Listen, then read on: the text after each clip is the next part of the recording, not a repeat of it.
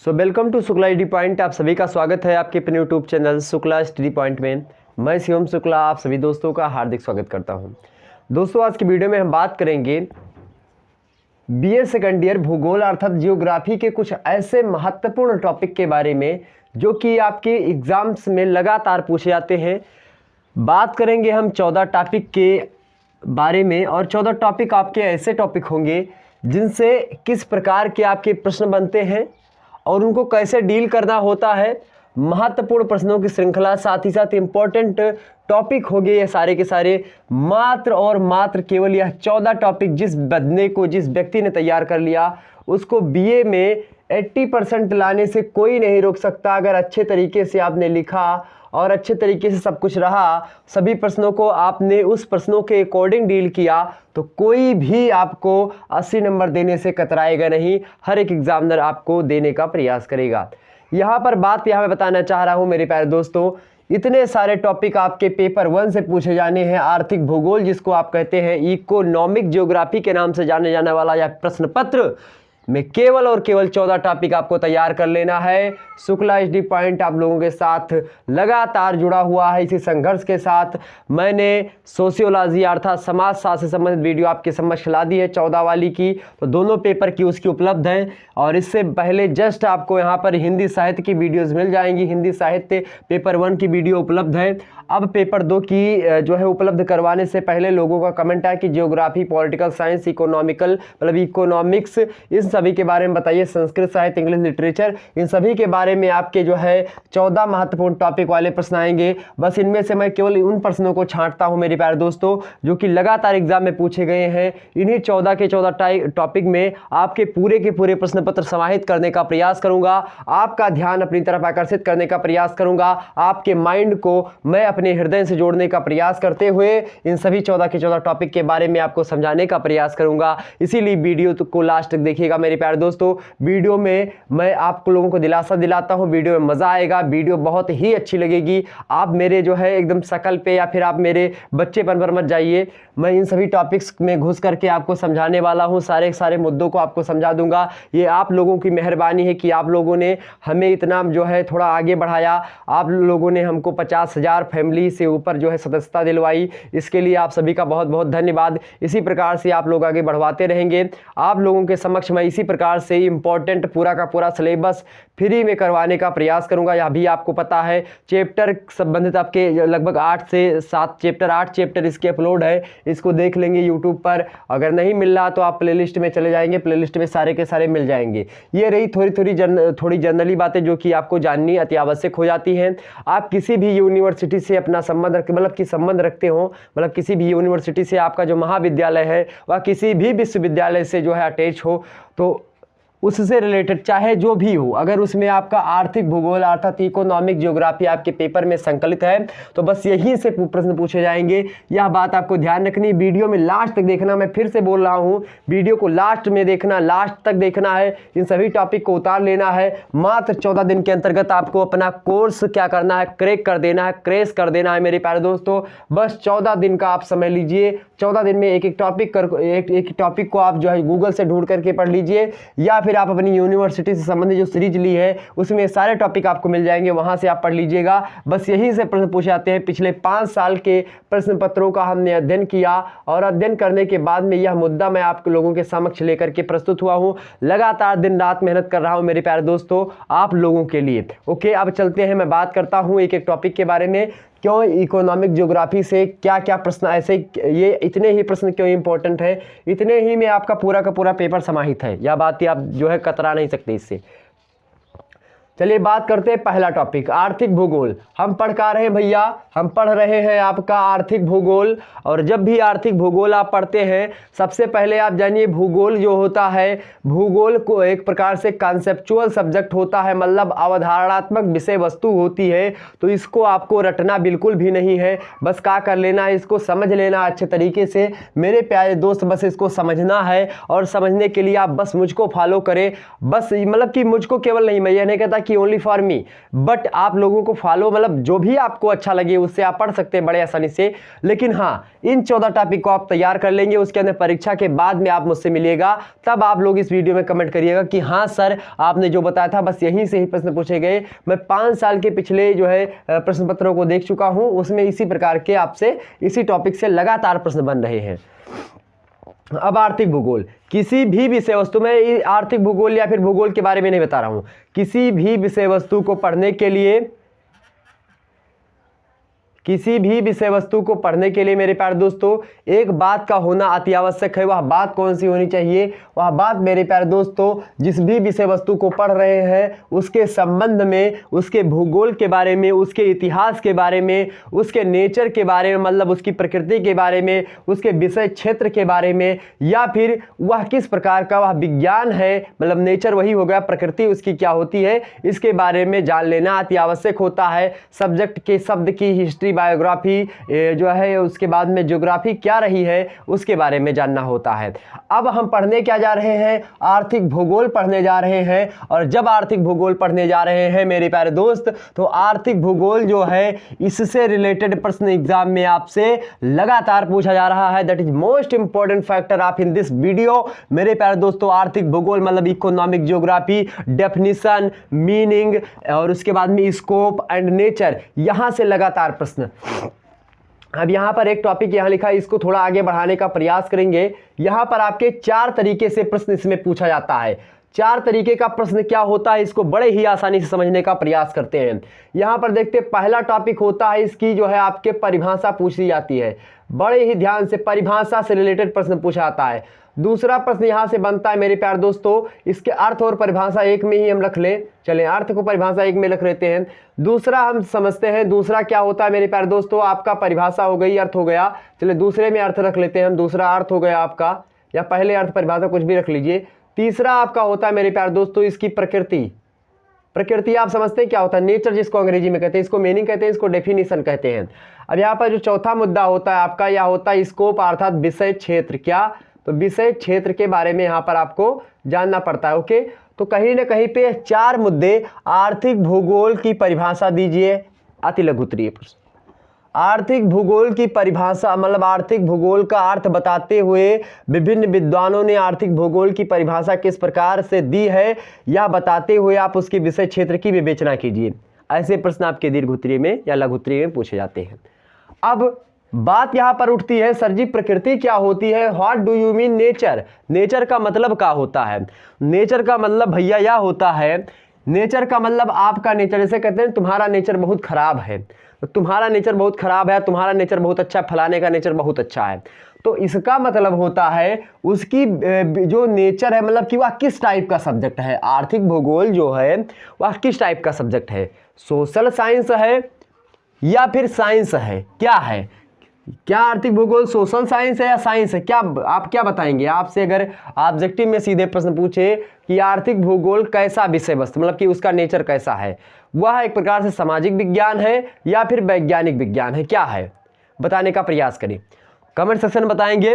वैसे मैं बता दूं आपको, जो आर्थिक भूगोल होता है यह आपका सामाजिकता पर भी कुछ ना कुछ आधारित होता है, लेकिन इसका 80% जो भाग होता है वह वैज्ञानिकता पर आधारित होता है, और जो इसका 20% मात्र भाग होता है वह आपका सामाजिकता पर आधारित होता है। इतना समझने का प्रयास करें। तो ऐसे भी एग्जाम में प्रश्न आपको देखने को मिल सकते हैं, ऑब्जेक्टिव वालों आप ध्यान रखेंगे।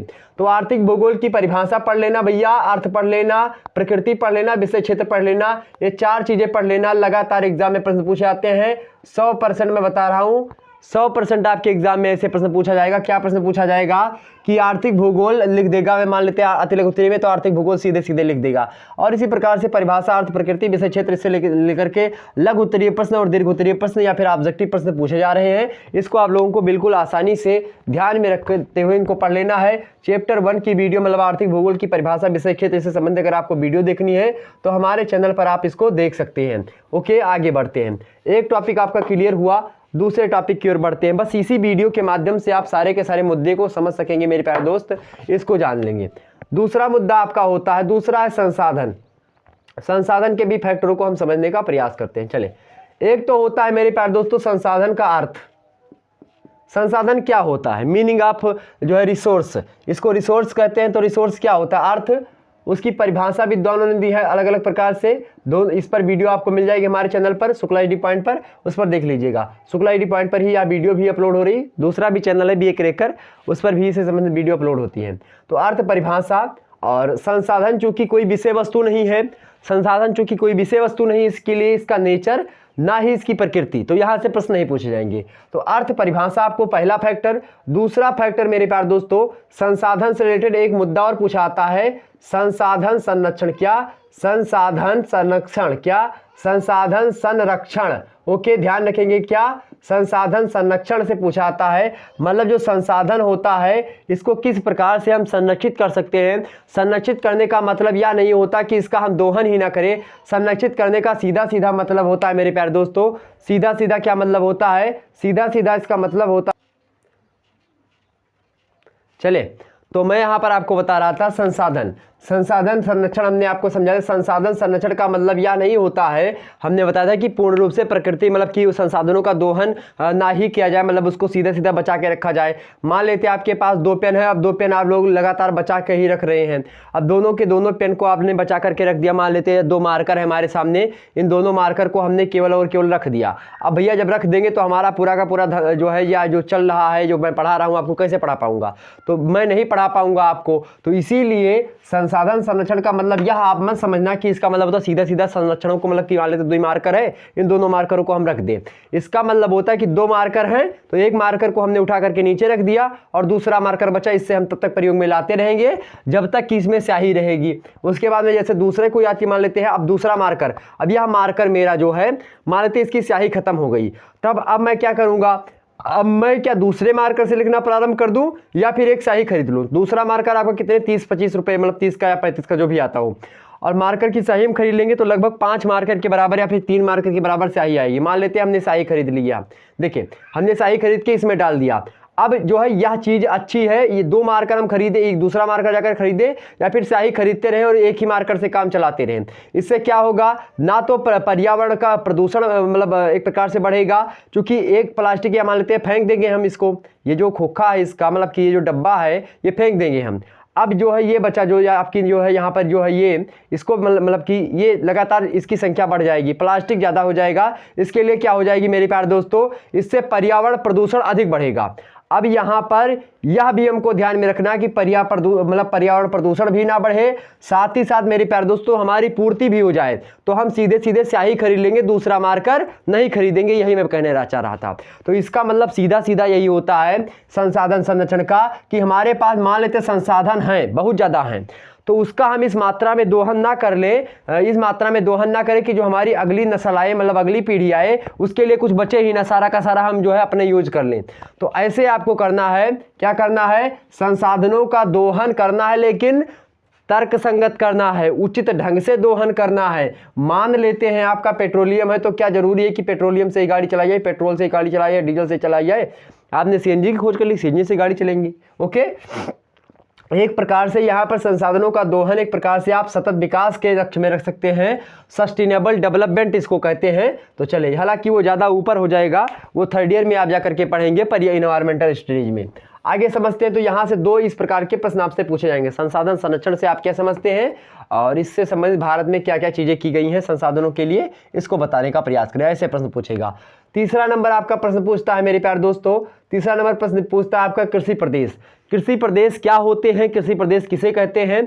विभिन्न विद्वानों ने कृषि प्रदेशों की किस प्रकार से बांटा है। जो आपके बहुत सारे कृषि प्रदेश है, चलवासी कृषि मतलब पशुचारण प्रदेश, इसी प्रकार से अन्य बहुत सारे प्रदेश हैं। तो उन कृषि प्रदेशों के वर्गीकरण, कृषि प्रदेशों के वर्गीकरण से संबंधित सीधे प्रश्न पूछेगा कि विश्व कृषि प्रदेशों को कितने भागों में बांटा गया है और आप किन्हीं एक भागों का विस्तार से वर्णन कीजिए दीर्घ उत्तरीय में से। आपसे पूछा कृषि प्रदेशों को कितने भागों में बांटा गया है, तो सीधे आप बताएंगे 16 या 17 भागों में बांटा गया है। इसी प्रकार से आपसे पूछेगा मेरे प्यारे दोस्तों, ये अति लघु उत्तरीय का हो गया। आपसे पूछे कृषि प्रदेशों को कितने भागों में बांटा गया, उन पर जो है प्रकाश डालिए, तो आपका जो है यह लघु उत्तरीय में पूछा जाएगा। तो ऐसे पूछा जाएगा। ओके, समझ में आई बात। तो यहाँ से कृषि प्रदेश को आपको पढ़ लेना है, बहुत ही आसानी से इसको समझ लेना है। आगे थोड़ा हम समझेंगे आगे क्या है मेरे प्यारे दोस्त, आगे भी आपके जो है मुद्दे दिए हुए हैं। अगले मुद्दे की ओर बढ़ते हैं। अगला है आपका क्या, चावल और गेहूं की कृषि। अब चावल और गेहूं की कृषि से संबंधित कैसे प्रश्न पूछता है।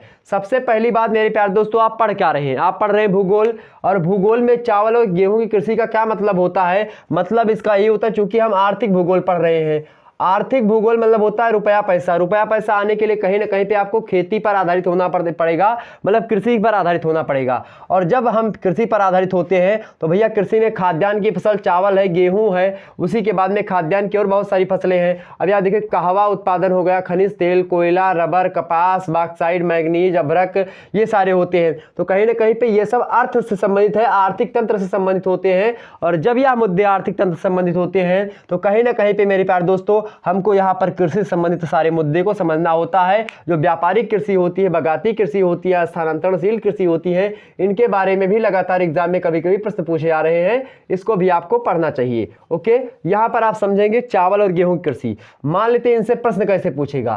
प्रश्न ये नहीं पूछेगा कि चावल की कृषि कैसे की जाती है। चावल की कृषि के लिए उपयुक्त भौगोलिक दशाओं का वर्णन करते हुए चावल के विश्व व्यापार पर प्रकाश डालिए। ऐसे आपसे प्रश्न पूछेगा, ऐसे गेहूं से प्रश्न पूछेगा। अब भौगोलिक दशाओं में आता क्या है, एक मिनट समझिए। किसी भी मुद्दे के अगर आपको कोई भी पूछे, मतलब कि कोई भी जो है मान लेते हैं रबर, कपास, कोयला, खनिज, सूती वस्त्र, कुछ भी पूछे, इसका मुझे भौगोलिक स्थिति क्या हो, तो आपसे पूछे चावल की कृषि के लिए भौगोलिक अवस्थिति जो होती है, भौगोलिक अवस्थिति जो होती है वह किस प्रकार की होनी चाहिए। तो भौगोलिक अवस्थिति में निम्न से 3-4 प्रकार की चीजें होती हैं, इनको आप समझ लीजिए। सबसे पहली बात, वहां की मृदा जो होती कैसी होनी चाहिए। मृदा समझिए कैसी है, मृदा में क्या गेहूं मतलब गेहूं के लायक मृदा है या चावल के लायक वहां पर मृदा है कि नहीं है। दूसरा, आपको वहां पर वर्षा कैसी हो रही है, मतलब कि क्या गेहूं के मात्रा में, मतलब गेहूं उग जाए ऐसी वर्षा हो रही है या चावल उग जाए ऐसी वर्षा हो रही है। तो इस बारे में आपसे प्रश्न पूछा जाता है। ओके, समझ में आई बात। तो यहां पर आपको समझना या चाहिए मेरे प्यारे दोस्तों कि वर्षा कैसी हो रही है, मृदा कैसी है वहां की, साथ ही साथ मेरे प्यारे दोस्तों भौगोलिक अवस्थिति में वहां पर बाजार की मात्रा कैसे, मान लेते हैं बाजार कैसा है।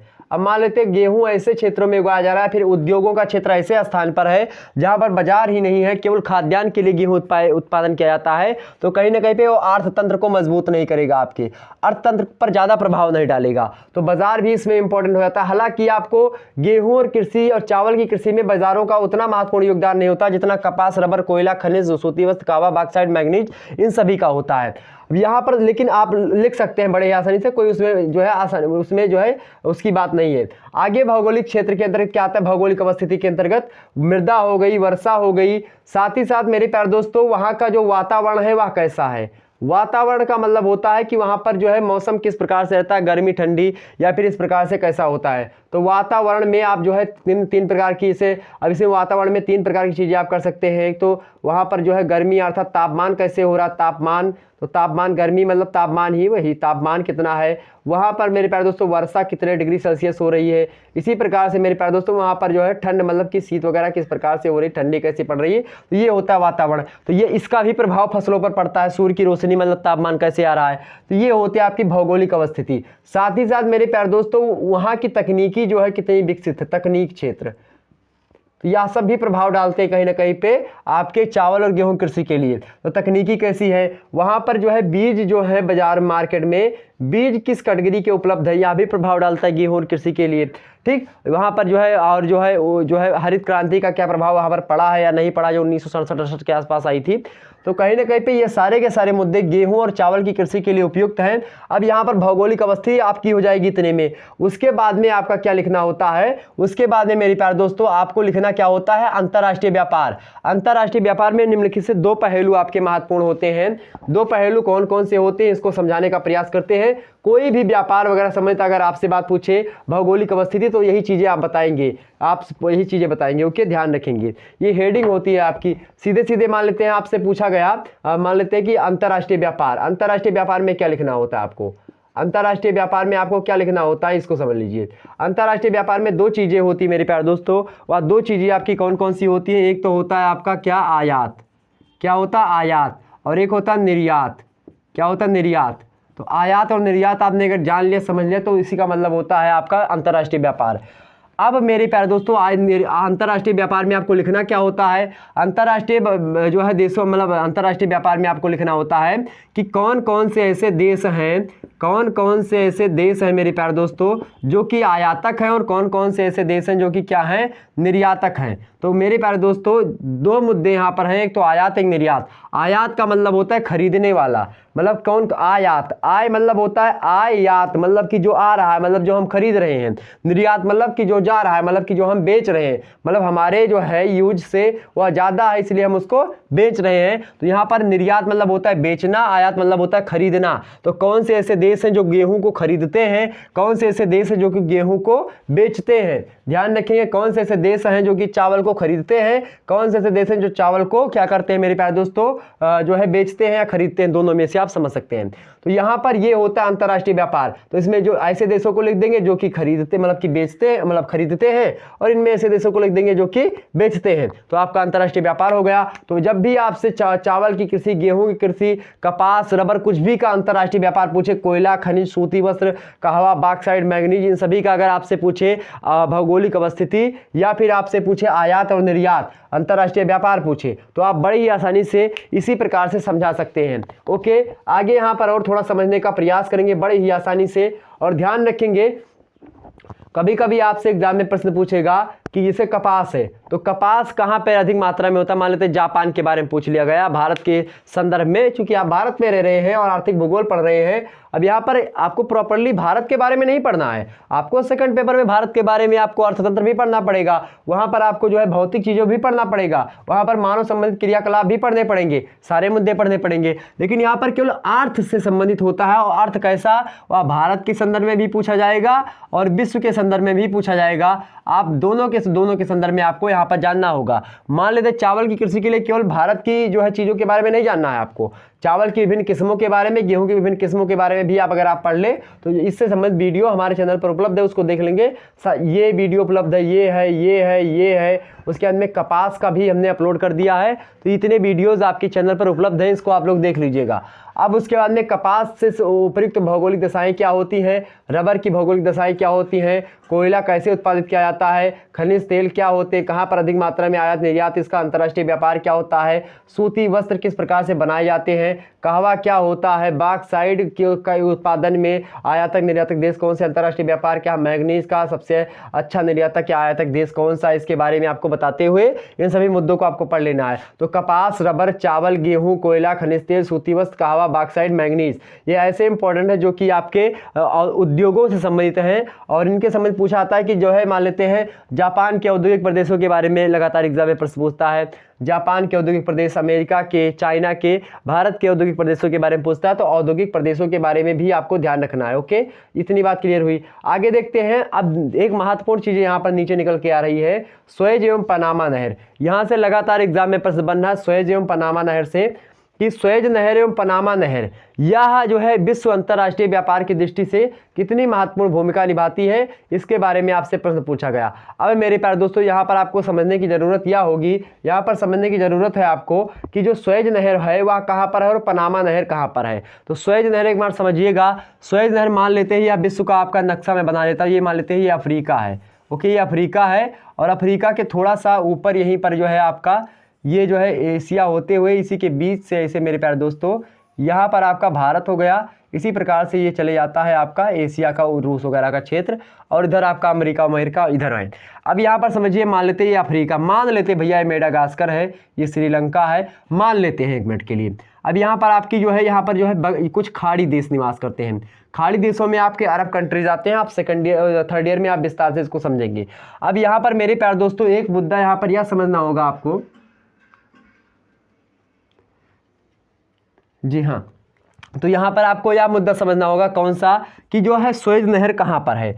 सुएज नहर मेरे प्यारे दोस्तों क्यों महत्वपूर्ण है, क्योंकि सुएज नहर जो है यहीं पर एक इजिप्ट देश है, मिस्र, और यहीं पर आपका ये जो है ये देश है, और इसी के बीच से लगभग जो है सुएज नहर जाती है, ये है सुएज नहर। अब चूंकि अगर मान लेते हैं यहाँ से जापान वगैरह है, इधर से आपका चाइना है, इधर से मेरे प्यारे दोस्तों इसमें बहुत सारे जो है यहाँ पर म्यांमार है, उसके बाद में आपका थाईलैंड है, सिंगापुर है मेरे प्यारे दोस्तों, इसी प्रकार से बहुत सारे आपके जो है यहीं पर देश स्थित हैं जो कि व्यापारिक दृष्टि से बहुत ही महत्वपूर्ण है। अब इन सभी देशों को आना है, भारत को व्यापार करना है। मान लेते हैं भारत को व्यापार करना है यहाँ पर यूरोप में। अब यहाँ पर बगल में पाकिस्तान बैठा है, पाकिस्तान जाने नहीं देता। इस प्रकार से ऊपर तजाकिस्तान बैठा है, इस प्रकार से रूस यहाँ पर बैठा हुआ है, इस प्रकार से यहाँ पर चाइना घेरे हुए है। तो कहाँ से भारत व्यापार करेगा? क्या हवाई मार्ग से? मान लेते चाइना ना जाने, मतलब कि ये ना जाने दें, ये देश ना जाने दें यूरोप में व्यापार। यहाँ पर यूरोप है और यूरोप का मार्केट बहुत ही अच्छा है। अब यहाँ पर मान लेते नहीं जाने दे रहा है। अब जब नहीं जाने दे रहा है मेरे प्यारे दोस्तों, तो कैसे जाएगा इंडिया? तो इंडिया को जाने के लिए होगा क्या? इंडिया जो होंगी आप कहीं ना कहीं पे जल मार्गों का सहारा लेंगी। पहले वास्को डिगामा यहीं का निवासी था, पुर्तगाल का, यहाँ से चला था ऐसे ऐसे, और यहाँ से समुद्र में होते हुए अटलांटिक महासागर से होते हुए मेरे प्यारे दोस्तों ऐसे ऐसे आया था, तब वह इंडिया पहुँचा था कालीकट पर, ओके, 1498 में। अब यहाँ पर या तो हम क्या करें, इतने हमारे पास पैसा हो कि सीधे हम इस मार्ग से ऐसे जाए यहाँ पर व्यापार करने के लिए। तो यहाँ पर एक नहर है आपकी, स्वेज नहर। कौन सी नहर है मेरे प्यारे दोस्तों? यहाँ पर एक नहर है, स्वेज नहर। और ये स्वेज नहर जो है यह व्यापारिक दृष्टि से बहुत ही ज़्यादा महत्वपूर्ण है, क्योंकि यह एशिया को कहीं ना कहीं पे यूरोप से व्यापार करवाने के लिए जलीय मार्ग प्रदान करती है। यहाँ से मान लेते हैं बम्बई, यहाँ पर देखते हैं, यहाँ पर गुजरात है, गुजरात बंदरगाह, यहीं के नीचे मेरे प्यारे दोस्तों गुजरात के नीचे आपका महाराष्ट्र, महाराष्ट्र के नीचे गोवा, मार्मा गोवा, उसके बाद में मेरे प्यारे दोस्तों आपका कर्नाटका हो गया, उसके बाद में आपका जो है केरला हो गया, इसी के बाद में मेरे प्यारे दोस्तों तमिलनाडु हो गया, मतलब तमिलनाडु, केरला, उसके बाद में यहाँ पर तो इधर चाहे जहाँ से इधर से भी ला सकते हैं, इधर से उड़ीसा हो गया आपका, पश्चिम बंगाल हो गया और आंध्र प्रदेश हो गया मेरे प्यारे दोस्तों, तेलंगाना तो सकता ही नहीं। अब चले वो सब अलग की बातें हैं। अब यहाँ से व्यापार करना हुआ, अब व्यापार की दृष्टि से यहाँ से जो है मान लेते जहाज चली, यहाँ से जहाज चली, अब यहाँ से सीधे यहाँ पर पहुँच गए। तो यहाँ से जितना दूर यहाँ पर हम आते उतना रास्ता को हम कितने समय, बहुत कम समय में, बहुत कम लागत में हमने प्राप्त कर लिया। तो यह होता है आर्थिक भूगोल के अंतर्गत इसका महत्व। क्योंकि अर्थतंत्र हमारा प्रभावित हो रहा है, हमारे पैसे बच रहे हैं और व्यापारिक दृष्टि से यह महत्वपूर्ण है, इसलिए स्वेज नहर के बारे में लगातार एग्जाम में प्रश्न पूछा जा रहा है। तो स्वेज नहर के बारे में आपको विस्तार से पढ़ लेना है। किसी दिन टाइम मिला तो स्वेज नहर और पनामा नहर के बारे में और विस्तार समझाएंगे, कैसे कैसे व्यापार होते हैं, इसको भी बताने का प्रयास करेंगे। एक भी मुद्दा आपसे छूट करके नहीं जाएगा। चले आगे बढ़ते हैं और इन मुद्दों को हम समझाने का प्रयास करते हैं। पनामा नहर समझ लीजिए। स्वेज नहर तो एशिया से यूरोप में ये व्यापारिक दृष्टि से एक जो है जलीय मार्ग प्रदान करती है, जो कि बहुत ज़्यादा अर्थतंत्र को बचाती है, मतलब रुपए पैसे को बचाती है। अब वह इंडिया का रुपया हो या फिर अन्य किसी देश का रुपया पैसा हो। ओके, आगे समझते हैं। आगे मुद्दा आपका होता है मेरे प्यारे दोस्तों, आप समझने का प्रयास करते हैं पनामा। पनामा जो है एक प्रकार से यह यूरोप और अमेरिका के बीच में साझा होती है। अब यहाँ पे आपका मेरे प्यारे दोस्तों एक जो है यहाँ पर जो है ये वाला जो कंट्री है आपकी, ये क्या है? यह उत्तरी अमेरिका है। क्या मैं लिख देता हूँ? उत्तरी अमेरिका। ओके, ये उत्तरी अमेरिका है। इसी के नीचे मेरे प्यारे दोस्तों ऐसे होते हुए यहाँ पर कुछ देश हैं आपके, और पनामा वगैरह देश यहीं पर है आपके। इसी के नीचे आपकी जो है आपका ये है क्या? ये आपका दक्षिणी अमेरिका, मतलब दक्षिणी अमेरिका महाद्वीप। तो ये उत्तरी अमेरिका महाद्वीप है, ये दक्षिणी अमेरिका महाद्वीप है। ये सारे मुद्दे जानते हैं ना। तो ये आपका महाद्वीप हो गया। उसके बाद में मेरे प्यारे दोस्तों आपको यहाँ पर और समझना होगा, इसी के बीच से मान लेते हैं यहाँ पर कैलिफोर्निया वगैरह ऐसे डेवलप जो है आपके क्षेत्र स्थित है, जो कि व्यापारिक दृष्टि से बहुत ज़्यादा महत्वपूर्ण है। उत्तरी अमेरिका के जो महाद्वीप मतलब कि यहाँ देश है, कैलिफोर्निया वगैरह राज्य हैं। अब यहाँ पर क्या होता था, मान लेते इधर वाले किसी कंट्री को, या फिर यहीं पर आपका जो है मेरे प्यारे दोस्तों ये यूरोप महाद्वीप आपका इधर से चला आता है, इधर एशिया है, और इधर आपका जो है जो आपका क्या सबसे बड़ा मतलब कि जो है भविष्य का महाद्वीप, जिसको क्या नाम देता है? अफ्रीका। अब अफ्रीका महाद्वीप, या फिर मान लेते हैं जो है यूरोप की किसी कंट्री को व्यापार करना हुआ कैलिफोर्निया से।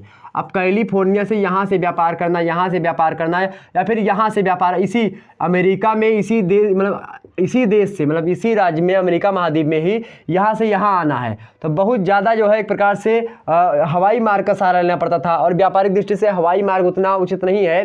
ध्यान रखेंगे तो हवाई मार्ग व्यापारिक दृष्टि से आपका उचित नहीं माना जाता है। अब यहाँ पर यह समझने का आप प्रयास करेंगे, बड़े ही ध्यान समझने का प्रयास करेंगे मेरे प्यारे दोस्तों। यहाँ से मान लेते हैं, यहाँ मुख्य रूप से बना जो था आपका पनामा नहर बना था यहाँ से जो है इधर के जो जितने भी राज्य हैं अमेरिका के, उन राज्यों के जो है व्यापारिक दृष्टि से जलीय मार्ग की खोज हुई थी, और यहाँ से पनामा देश से एक जो है थोड़ा सा कटा हुआ था, यहीं से एक नहर बनाई गई, जो कि यहाँ से इस भाग को मतलब उत्तरी अमेरिका महाद्वीप के पूर्वी तट को पश्चिमी तट से मिलाने का कार्य पनामा नहर करती है। मेरे प्यारे दोस्तों ये जो आपका समुद्र होता है, ये जो महासागर है आपका, ये महासागर अटलांटिक महासागर के नाम से जाना जाता है। इधर वाला जो आपका सागर है ये पैसिफिक ओशियन है, मतलब कि प्रशांत महासागर है। और प्रशांत महासागर को अटलांटिक महासागर से भी मिलाने का काम, एक सकरी जलराशि का काम करती है पनामा नहर। मेरे प्यारे दोस्तों, आपसे पूछेगा कि उत्तरी अमेरिका और दक्षिणी अमेरिका को कौन विभाजित करता है, तो उत्तरी अमेरिका और दक्षिणी अमेरिका को आपकी पनामा नहर विभाजित करती है। एग्जाम में ऐसे प्रश्न पूछे जाते हैं पीसीएस वगैरह के, और उसके बाद में एसएससी वगैरह में, जीके में।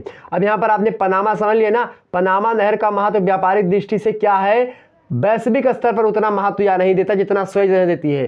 सुएज नहर वैश्विक स्तर पर ज़्यादा महत्व देती है अंतर्राष्ट्रीय व्यापार में, जबकि जो पनामा नहर है या उतनी ज़्यादा महत्वपूर्ण योगदान नहीं देती जितनी कि सुएज नहर देती है। यहाँ पर चूंकि ये केवल इसी से मिलाने के लिए बनाया गया था, बाद में यूरोप की कंट्रियों से भी व्यापार इस प्रकार से कैलिफोर्निया से होते गए। इसके बाद में जो है अंतर्राष्ट्रीय व्यापार बढ़ता गया, और जो है ये लोग जो है डेवलप हो चुके, और बहुत अधिक मात्रा में ये लोग डेवलप हैं। ओके, आज चले आगे, समझ गए ना, इतनी बात समझ में आई मेरे प्यारे दोस्तों। फटाफट से लाइक ठोकिए, वीडियो को शेयर कर दीजिए मेरे प्यारे दोस्त, सभी ग्रुप्स में, सभी लोगों के पास वीडियो को शेयर कर दीजिए। मज़ा आ जाएगा मेरे प्यारे दोस्तों वीडियो को समझने में। मैं दावे के साथ कहता हूँ एक एक मुद्दे को समझाने का प्रयास करूँगा।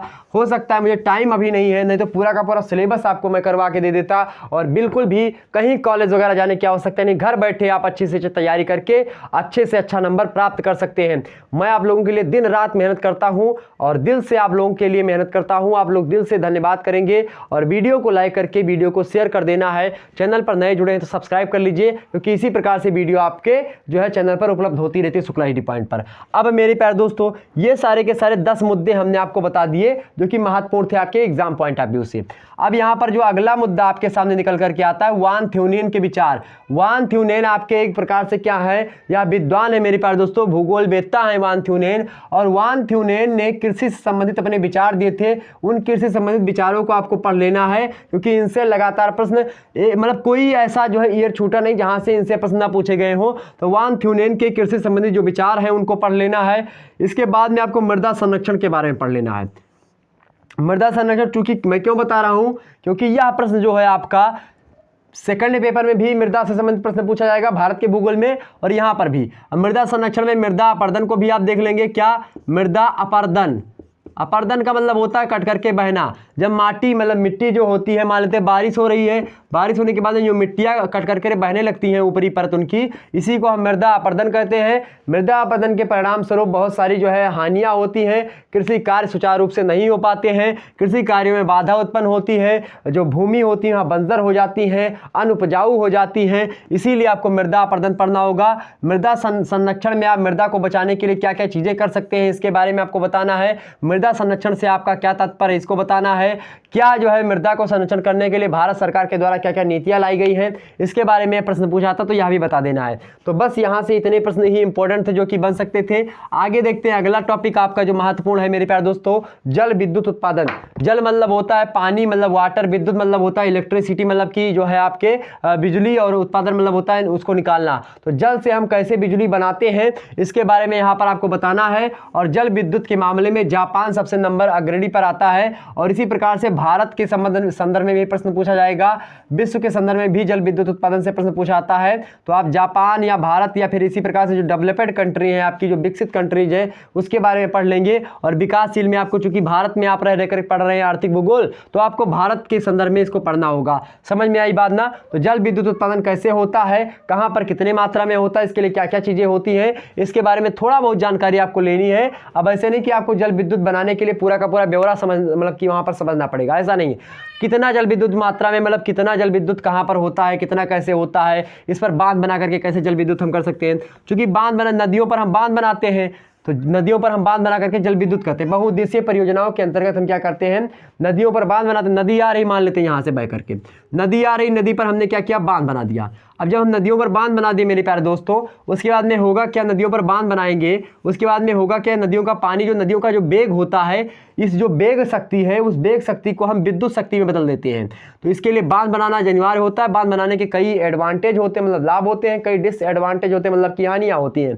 दोनों को हम समझेंगे जिस दिन बाढ़ चैप्टर में पढ़ाऊंगा। हालांकि ये चैप्टर आप जो है पढ़ेंगे पर्यावरण अवनयन में, तो उसको हम समझा देंगे विस्तार से क्या चीज़ें होती हैं। तो आप जल विद्युत उत्पादन समझ लेंगे। उसके बाद में यहाँ पर परिवहन परिवहन एक टॉपिक होता है आपको, या इसको भी समझना पड़ेगा। परिवहन के बारे में आपको पढ़ लेना, यहाँ से भी लगातार एग्जाम में प्रश्न पूछा जाता है।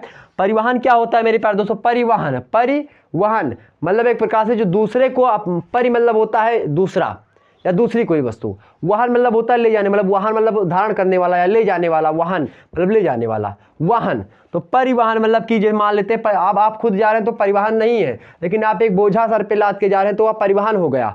ठीक समझ में आ रही बात ना? तो परिवहन का मतलब सीधा सीधा होता है कि मान लेते कोनो व्यापार आपको करना है जो अर्थ संबंधित होता है, और व्यापार करने के लिए मान लेते आपको कोयला पहुंचाना है उत्तर प्रदेश से मध्य प्रदेश में, या उत्तर प्रदेश में नहीं, मध्य प्रदेश से उत्तर प्रदेश में पहुंचाना, क्योंकि मध्य प्रदेश में या झरिया छत्तीसगढ़ वाले क्षेत्र में, ठीक। तो वहां से आपको यहाँ पर परिवहन मान लेते हैं मध्य प्रदेश से कोयला यूपी में पहुंचाना है, तो कैसे पहुंचाएंगे? ट्रक के माध्यम से, कुछ मार्गों से पहुंचाएंगे, रेल मार्ग हो गया, चाहे वह जल मार्ग हो गया, चाहे इसी प्रकार से और भी मार्ग हो सकते हैं, जो है रेलवे मतलब कि रोडवेज हो गया, मतलब कि ट्रक वगैरह से, तो आप इसी प्रकार से पहुंचाते हैं। उसके बारे में आपको पढ़ लेना। तो कुछ परिवहन के बारे में, यहाँ पर रेल मार्ग के बारे में आपको ट्रांस साइबेरियन रेल मार्ग हो गया विश्व संदर्भ में, इसी प्रकार से और एक दो मार्ग हैं, इनसे संबंधित प्रश्न पूछा जाता है। वैसे ट्रांस साइबेरियन मार्ग आप पढ़ लीजिएगा जो रूस में है, और साइबेरिया का मतलब ट्रांस साइबेरियन मतलब साइबेरिया का मतलब सीधा समझिए, साइबेरिया का मतलब होता है, साइबेरिया शब्द सुनेंगे लगातार एग्जाम में, रूस का वह भाग जो एशिया में है, रूस का वह भाग जो एशिया में पड़ता है उसी को हम साइबेरिया कहते हैं। रूस एक ऐसा देश है जो कि यूरोप और किसमें, यूरोप और एशिया दोनों महाद्वीपों में पाया जाता है, और यूरोप और एशिया दोनों महाद्वीपों में पाया जाता है रूस। और रूस का मेरे प्यारे दोस्तों लगभग 80% या 70% के आसपास, 70 से 80% भाग आपका जो है एशिया में पाया जाता है। लेकिन जो मास्को, रूस की जो राजधानी मास्को है, या मास्को राजधानी मेरे प्यारे दोस्तों यूरोप में पाई जाती है, इसीलिए रूस को हम क्या किसके यूरोपीय कंट्री का देश कहते हैं। लेकिन सबसे ज्यादा जमीन जायदाद के मामले में एशिया में ही रूस का अधिकांश भाग पड़ता है। तो ध्यान रखिए, जो भाग रूस का एशिया में पड़ता है उसी को साइबेरिया कहते हैं। तो जहां तक जो है रूस के इस भाग से, रूस के इस भाग मतलब कि रूस के पूर्वी भाग से लेकर के पश्चिमी भाग को मिलाने के लिए एक रेल मार्ग बनाया गया है, जो कि दुनिया का सबसे बड़ा रेल मार्ग है। इस रेल मार्ग का नाम है क्या? ट्रांस साइबेरियन रेल मार्ग। ट्रांस साइबेरियन रेल मार्ग, क्या? ट्रांस साइबेरियन रेल मार्ग। इस रेल मार्ग के बारे में आपको पढ़ लेना है, बड़े ही आसानी से सारे मुद्दे क्लियर हो जाएंगे। बस यहाँ से मेरे प्यारे दोस्तों आर्थिक भूगोल आपका समाप्त हो गया। बस इतने मुद्दे को आपको पढ़ लेना है। बोलो मेरी बातें समझ में आ रही हैं कि नहीं आ रही हैं? मेरे प्यारे दोस्तों अगर मेरी बातें, मेरी सारी जो चीज़ें हमने बताई आपको यहाँ अच्छी लगी, वीडियो में सारी चीज़ें आपको अच्छी लगी, अच्छी वैसे मैं सारी की सारी चीज़ों को अच्छी लगने के लिए पढ़ाता हूँ, तो सारी की मुद्दे आप मतलब सारी चीज़ें आपको अच्छी लगी होंगी। वीडियो को मेरे प्यारे दोस्तों लाइक करें, चैनल को सब्सक्राइब करें, वीडियो को शेयर कर दीजिएगा सभी ग्रुप्स वगैरह में। ये सारे के सारे टॉपिक आपको तैयार कर लेना है मात्र 14 दिन के अंतर्गत। ओके, आपको एक प्रकार से आपको रूटीन बनाना है, डेली एक टॉपिक को तैयार करके आप आसानी से अपनी तैयारी को निरंतरता एवं नवीनता एवं नवाचार की दृष्टि से आगे बढ़ा सकते हैं। फिर मिलते हैं नेक्स्ट वीडियो में, तब तक के लिए जय हिंद, जय भारत।